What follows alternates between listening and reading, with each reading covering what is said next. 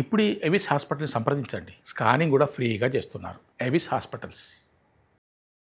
వాగర్థావివ సంపృక్తౌ వాగర్థ ప్రతిపత్తయే జగతః పితరౌ వందే పార్వతీ పరమేశ్వరౌ.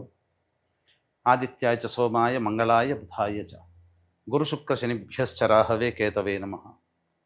శృంగేరి జగద్గురు పీఠాధిపతులకి, కంచి పీఠాధిపతులకి నమస్కారములు తెలియచేసుకుంటూ కార్యక్రమాన్ని ప్రారంభిద్దాం. జూలై నెల 16వ తారీఖు నుంచి 31వ తారీఖు వరకు ద్వాదశ రాశుల వారికి సంబంధించినటువంటి శుభ అశుభ ఫలితాలు, ఏ రోజుల్లో మానసికంగా ఆనందంగా ఉంటారు, ఏ రోజుల్లో అసంతృప్తి ఆందోళనతో ఉంటారు, అలాగే ఏ రోజుల్లో ఖర్చులు ఎక్కువగా ఉంటాయి, ఏ రోజుల్లో ఆదాయ మార్గాలు ఎక్కువగా ఉంటాయి, ఉద్యోగ సమస్యలు, ఇలాంటి వివరాల గురించి క్లుప్తముగా తెలియజేసే ప్రయత్నం చేస్తాను. కాబట్టి వీక్షించేటువంటి ప్రేక్షకులకి చిన్న గమనిక, మీరు మీ యొక్క జన్మ నక్షత్రం ఏదైతే ఉంటుందో ఆ నక్షత్రం ప్రకారం ఉన్నటువంటి రాశినే మీరు పరిగణనలోకి తీసుకోవాలి. నామ నక్షత్రం పేరు మీద ఉన్నటువంటి రాశిని తీసుకోకూడదు. జన్మ నక్షత్రం లేని వాళ్ళు నామ నక్షత్రం పేరు మీదనే చూసుకోవాలి. పైగా చాలామంది సన్ జొడాయిక్ సైన్ అంటే ఈ మంత్ నుంచి ఈ మంత్ మధ్యలో పుట్టినటువంటి వాళ్ళు ఒక రాశికి చెందుతారని చెప్పి సూర్యమాన సిద్ధాంతం ప్రకారం ఉంటుంది. అది ఈ చెప్పబోయేటువంటి ఫలితాలకి అది ఏమాత్రం కూడా సరిపోదు. అది విషయాన్ని గమనించుకొని చూసుకోవాలి.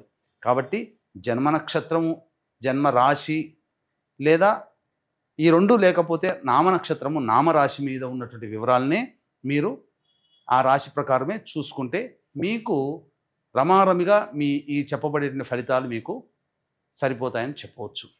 ఇక కార్యక్రమంలోకి బయలుదేరదాం. జూలై 16వ తారీఖు నుంచి 31వ తారీఖు వరకు వృషభ రాశిలో జన్మించినటువంటి వారికి ఏ విధంగా ఉండబోతుందో క్లుప్తంగా తెలుసుకునే ప్రయత్నం చేద్దాం. ఈ వృషభ రాశి వారికి శుక్రగ్రహ సంచారం ఈ నెల అంతా కూడా శుభమైనటువంటి స్థితిలో ఉన్నటువంటి కారణం చేత విలువైనటువంటి వస్తువులు, సామాగ్రులు, దుస్తులు హుందాగా కనబడడం కోసం బంగారు ఆభరణాలు స్త్రీ పురుషులు ఎవరైనా కానీ కొనుగోలు చేసే అవకాశం ఉంటుంది. ఆనందంగా మంచి చక్కటి దాంపత్య సౌఖ్యంలో ఉంటారు. ఎవరితోనైనా కానీ విభేదాలు వచ్చినా అవన్నీ కూడాను రాశ్యాధిపతి శుభస్థానంలో ఉన్నటువంటి కారణం చేత మంచి శుభ ఫలితాలు పొందుతారని చెప్పవచ్చు.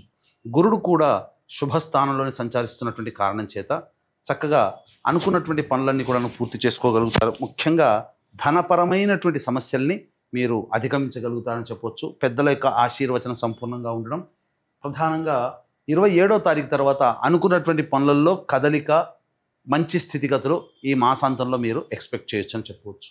ఇక రవి సంచార ప్రభావం సంపూర్ణంగా అనుకూలంగా ఉన్నటువంటి కారణం చేత నిరుద్యోగస్తులకి చక్కటి ఉద్యోగ అవకాశాలు పెరుగుతాయి. అలాగే ఆల్రెడీ ఉద్యోగం చేస్తున్నటువంటి వాళ్ళకి ప్రమోషన్స్తో కూడుకున్నటువంటి బదిలీలు కానీ, లేదా మంచి శుభవార్తలు కానీ, లేదా ఇతర ఉద్యోగంలో అనగా వేరే సంస్థల్లో పనిచేయాలనుకున్నప్పుడు అవకాశాలు వస్తాయని చెప్పవచ్చు. అయితే బుధగ్రహ సంచారమే అనుకూలంగా లేని కారణం చేత ముఖ్యంగా వ్యాపారస్తులు ఎవరైతే ఉంటారో జాగ్రత్తలు పాటించండి. వ్యాపారములు అంత సజావుగా సాగవు. అంతేకాకుండా పెట్టుబడి పెట్టడానికి కూడా ఇది సమయం అనుకూలంగా కాదు. అలాగే స్టాక్ మార్కెట్స్లో కానీ వ్యాపారంలో పెట్టుబడి పెట్టి విస్తరించడం కానీ ఇవన్నీ కూడాను అనుకూలమైన సమయంలో కాదు. బుధగ్రహం అనుకూలంగా లేదు. కావున జాగ్రత్తలు పాటించండి. ముఖ్యంగా పరిచయస్తుల పట్ల అంటే కొత్తగా వ్యాపారం చేసుకున్నటువంటి వాళ్ళకి కొత్తగా వ్యాపారస్తులు ఎవరైనా పరిచయం అయినప్పుడు వాళ్ళ పరిచయం పట్ల జాగ్రత్తలు పాటించండి. నూతన వ్యక్తుల పరిచయం కాస్త జాగ్రత్తలు పాటించాలని చెప్పవచ్చు. ఇక ఈ బుధుడు అర్ధాష్టమ దోషము, అలాగే కేతు కూడా అర్ధాష్టమ దోషం ఉండడం వలన ఏ పని చేసినా ఈ వృషభ రాశిలో జన్మించినటువంటి వారికి ప్రధానంగా సంతృప్తి అనేటువంటిది ఉండదు. ముఖ్యంగా జాగ్రత్తలు పాటించాలి. వాహనాన్ని నడిపేటప్పుడు జాగ్రత్తలు పాటించాలి. తల్లిగారి ఆరోగ్యం పట్ల శ్రద్ధ వహించాలని చెప్పవచ్చు. విలువైనటువంటి ఆస్తులని చేజార్చుకునే అవకాశం కానీ, లేదా వాహన మార్పు, గృహ మార్పు కానీ గోచరమవుతుందని చెప్పవచ్చు. అయితే ప్రధానంగా ఈ యొక్క రాహువు సంచారము, శని సంచారము అనుకూలంగా ఉన్నటువంటి కారణం చేత అనుకున్నటువంటి పనులన్నీ కూడా సజావుగా పూర్తి చేసుకుంటారు. ముఖ్యంగా ఈ వృషభ రాశి వారికి చక్కగా యోగ కాలం అనే చెప్పవచ్చు. ఒక బుధుడు, కుజుడు, కేతు తప్ప మిగతా అన్ని గ్రహాలు కూడా అనుకూలంగానే ఉన్నాయి. కావున మంచి శుభ ఫలితాలు అనేటువంటివి కలుగుతాయి. కాకపోతే పెట్టుబడి సంబంధించినటువంటి విషయంలో మాత్రం, ధనపరమైనటువంటి నిర్ణయాలు తీసుకునే విషయంలో మాత్రం జాగ్రత్తలు పాటించుకుంటే చాలా శుభ ఫలితాలు కలుగుతాయని చెప్పవచ్చు. ఇక వివాహం కావలసినటువంటి అబ్బాయిలకి అమ్మాయిలకి సంబంధించి గట్టిగా ప్రయత్నం చేస్తే తప్ప వివాహ సంబంధాలు కుదిరే అవకాశం లేదు. అయితే విద్యార్థులకి మాత్రము చక్కటి విద్య లభిస్తుంది. అన్ని విధాలుగా కోరుకున్నటువంటి యూనివర్సిటీలో మీకు సీట్ సంభవించే అవకాశం ఉంటుంది. కాబట్టి జాగ్రత్తలు పాటించవచ్చు. ఏ విధమైనగా చూసుకున్నప్పటికీ కూడా మంచి శుభ ఫలితాలు ఈ యొక్క వృషభ రాశిలో జన్మించినటువంటి వారు పొందుతారు. ఇక వృషభ రాశిలో జన్మించినటువంటి స్త్రీలకి ప్రధానంగా అన్ని విధాలుగా అనుకూలంగా ఉండేటువంటి సమయం అని చెప్పవచ్చు. కుటుంబ బాధ్యతలు పెరుగుతాయి. మీకు కోరుకున్న చోటనే, అనగా ఎక్కడైతే మీరు ఇప్పుడు ఉన్నారో కోల్పోయిన చోటనే మళ్ళీ తిరిగి గౌరవాన్ని పొందే అవకాశం మీకు ఉంటుంది. కాబట్టి చక్కగా మిమ్మల్ని అందరూ ఆదరిస్తారు. మీ మాటకి విలువ పెరుగుతుంది. కుటుంబంలో కూడా మిమ్మల్ని ఇప్పటి వరకు చిన్న చూపుగా చూసినటువంటి కుటుంబ సభ్యులు మీకంటూ ఒక గుర్తింపునివ్వడం, మీ మాట వినడం, తద్వారా వారికి మీ మాట వినడం ద్వారా వారికి మంచి లాభం జరిగే అవకాశం ఉంటుంది. ఈ రాశిలో జన్మించినటువంటి అమ్మాయిలకి వివాహ సంబంధాల విషయంలో చాలా జాగ్రత్తలు పాటించాలి. ఇక ముఖ్యంగా సంతానం కోసం ఎదురు చూసేటువంటి వ్యక్తులకి మాత్రం శుభమైనటువంటి యోగం ఉంటుంది. కాకపోతే ఈ మంత్ ఎండింగ్లో ఈ 29, 30, 31 ఆల్రెడీ గర్భవతులైనటువంటి వాళ్ళు ఈ రాశిలో 29, 30, 31 తేదీల్లో జాగ్రత్తలు పాటించాలి. ఇక డాక్టర్ల సలహాలు తీసుకోక తప్పదు. విద్యార్థులకి మంచి శుభ ఫలితాలు విద్యార్థినులకి కలుగుతాయని చెప్పవచ్చు. తర్వాత చెప్పొచ్చేది ఏమిటంటే ముఖ్యంగా కుజకేతువు, బుధుడు తప్ప మిగతా అన్ని గ్రహాలు అనుకూలంగానే ఉన్నాయి. ఇక ఈ 16వ తారీఖు నుంచి 31వ తారీఖు వరకు రోజువారీ కార్యక్రమాలలో భాగంగా ఎలా ఉండబోతుంది అంటే మంచి చెడు, ఆదాయము, వ్యయము, సుఖము, కష్టము, దుఃఖము ఇవన్నీ కూడా మనం తెలుసుకునే ప్రయత్నం చేద్దాం. 16వ తారీఖు రోజున అనవసరమైనటువంటి ఖర్చులు అధికంగా ఉంటాయి. ఏ పని చేసినప్పటికీ కూడా కలిసి రాకపోవడం, మానసిక ప్రశాంతత అనేటువంటిది లేకపోవడం, తద్వారా ఒక జిగ్జాగ్ లాగా ఉంటుంది. అనవసరమైనటువంటి ప్రయాణాలు చేయాల్సినటువంటి పరిస్థితి. ఇక 17, 18వ తారీఖులో కనుక చూసుకున్నట్లయితే పెండింగ్లో ఉన్నటువంటి పనులన్నీ కూడా పూర్తి చేసుకుంటారు. అలాగే విందులు వినోదాల్లో కుటుంబ సభ్యులతో పాల్గొంటారని చెప్పవచ్చు. శుభమైనటువంటి యోగాలతో గలుపుతారు. ధన ప్రవాహం కూడా చాలా చక్కగా ఉంటుంది.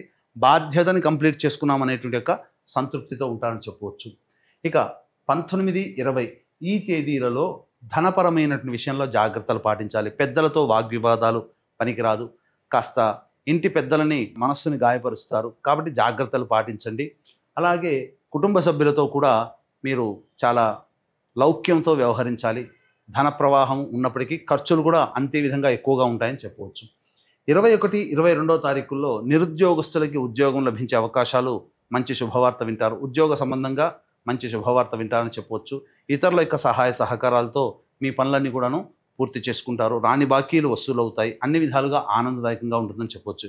ఇక వీక్షించేటువంటి ప్రేక్షకులు కూడా ఈ మాసం ఆషాఢ మాసం గురువారము పునరుసు నక్షత్రముతో కూడుకున్నటువంటి 24వ తారీఖు రోజున, అటువంటి రోజున కాశీక్షేత్రంలో మన పీఠమాధుర్యంలో తండ్రి వైపు 3 తరాలు, తల్లి వైపు 3 తరాల్లో మరణించిన వారి ఆత్మతృప్తి కోసం అక్కడ పిండ ప్రదాన కార్యక్రమం బ్రాహ్మణుని పెట్టి చేయించడం జరుగుతుంది. అవకాశం ఉన్న వాళ్ళు ఈ పిండ ప్రదాన కార్యక్రమంలో మీరు నమోదు చేసుకోవచ్చు. ఎందుకంటే ఎక్కడ పెట్టినప్పటికీ కాశీక్షేత్రంలో పెట్టిన పిండ ప్రదానమే విశేషమైనటువంటి శుభఫలితం. అలాగే జాతకరీత్యా విద్య, వివాహ, ఉద్యోగ, దాంపత్య, అనారోగ్య సమస్యలతో బాధపడుతున్నటువంటి వారికి సర్వదోష నివారణ పూజలు, హోమాలలో భాగంగా మరియు మేష, మిథున, కర్కాటక, సింహ, కన్య, వృశ్చిక, ధనుస్సు, కుంభ, మీన రాశుల్లో జన్మించినటువంటి వారికి సంబంధించి శనిదోష నివారణ హోమాలతో పాటుగా వారాహి, ప్రత్యంగిర, బగళాముఖి, రాజశ్యామల మరియు సుదర్శన హోమము, కాలభైరవ హోమం లాంటివి చేయించడం జరుగుతుంది. అవకాశం ఉన్న వాళ్ళు కార్యక్రమ తదనంతరం కాంటాక్ట్ చేసి మీ గోత్రనామాదులు నమోదు చేసుకోవచ్చు. ఇక 23, 24, 25 తేదీల్లో వాహనాన్ని నడిపేటప్పుడు జాగ్రత్తలు పాటించాలి. వాహన మరమ్మతులకి, గృహ మరమ్మతులకి ఎక్కువగా ఖర్చులు అవుతాయి. సంతోషం లేని ఇబ్బందులు ఉంటాయి. అంటే ఏ పని చేసినా సంతోషంగా ఉండలేకపోతారు. తల్లిగారి ఆరోగ్యం పట్ల శ్రద్ధ వహించాలి. ఇక 26, 27 తేదీల్లో కనుక చూసుకున్నట్లయితే ప్రధానంగా మీ ఆరోగ్యం పట్ల శ్రద్ధ వహించాల్సినటువంటి పరిస్థితి. అలాగే వృధా కాలయాపన, ఏ పని యందు కూడాను ఆలోచనల వరకే ఉంటాయి తప్ప కార్యరూపం దాల్చదు. ఖర్చులు కూడా అధికంగా ఉంటాయని చెప్పవచ్చు. 28, 29, 30 మరియు 31 తేదీల్లో ఈ యొక్క వృషభ రాశిలో జన్మించినటువంటి వారికి మంచి అవకాశాలు కలుగుతాయి. అలాగే ధనపరమైనటువంటి సమస్యలు తీరుతాయి. కుటుంబ సభ్యులతో ఉన్నటువంటి పొరపచ్చాలు, మిత్రులతో ఉన్నటువంటి పొరపచ్చాలు తొలగి ఆనందంగా ఉంటారని చెప్పొచ్చు. ఏది ఏమైనప్పటికీ కూడాను చక్కగా ఈ మాసాంతంలో ఈ వృషభ రాశిలో జన్మించినటువంటి వారికి మంచి శుభ ఫలితాలు కలుగుతాయి. ధనపరమైన సమస్యలు తీరుతాయని చెప్పవచ్చు. ఇక ఈ వృషభ రాశిలో జన్మించినటువంటి వారు సమస్యల పరిష్కారం కోసం ప్రతిరోజు కూడాను రావి చెట్టు చుట్టూ వీలైతే నారాయణాయ నమః అంటూ 27 ప్రదక్షిణలు చేసి ఆ రావి చెట్టు దగ్గర ఆవు నేతితో దీపారాధన చేసి వెనక్కి తిరిగి చూడకుండా ఇంటికి వచ్చేయండి. ఈ విధంగా చేస్తే చాలా మటుకు సమస్యలు ప్రశాంతంగా తగ్గుతాయి. ఇప్పుడు చెప్పినటువంటి సమస్యల కంటే ఇంకా విభిన్నంగా మీరు సమస్యలు ఎదుర్కొంటున్నట్లయితే దగ్గరలోని మంచి ఉపాసనా పరులైనటువంటి జ్యోతిష్యులను సంప్రదించి వారి సలహాలు సూచనలు పాటిస్తే మరింత శుభమైనటువంటి ఫలితాలు పొందుతారని తెలియజేస్తూ, అవకాశం ఉంటే ఆషాఢ అమావాస్య రోజున మా ఆధ్వర్యంలో జరిగే పిండ ప్రదానము మరియు సర్వదోష నివారణ పూజల హోమాల్లో గోతనామాలు నమోదు చేసుకునే ప్రయత్నం చేయండి. సర్వం శ్రీ ఉమామహేశ్వర పరబ్రహ్మార్పణమస్తు.